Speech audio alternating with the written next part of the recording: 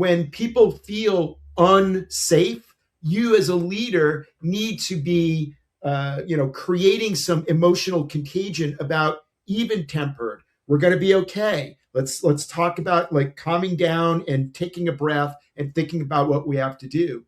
If we're in a situation of change where the old way is no longer working, that's when you do want to get open people's minds. Let's think about this not as a threat. Let's think about just as information. Let's experiment with some things. Let's try something different. Again, classic behaviors of someone who would be high on openness.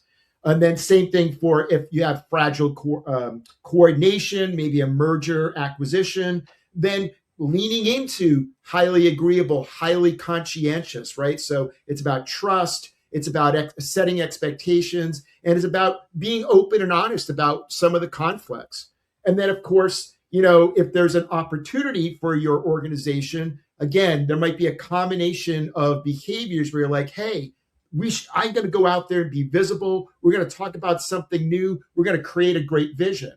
Now, to your point, when you treat it that way, it's almost like you could take personality right out of the conversation and just say, these are behaviors that make sense in a certain situation. So to your point, I've got to recognize what the situation is. I've got to know something about my own default behavior.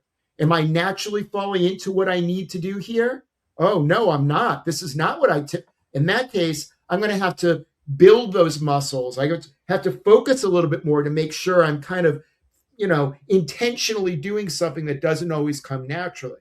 So in that sense, do I think personality assessment, know thyself, can maybe work in trying to get you here?